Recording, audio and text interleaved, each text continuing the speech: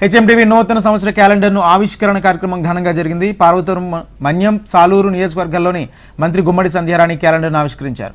ప్రభుత్వానికి ప్రజలకు మధ్య హెచ్ఎంటీవీ వారధిగా పనిచేస్తుందన్నారు. ఈ సందర్భంగా మంత్రి తెలిపారు. కార్యక్రమంలో మంత్రితో పాటు పలువురు నేతలు హాజరయ్యారు.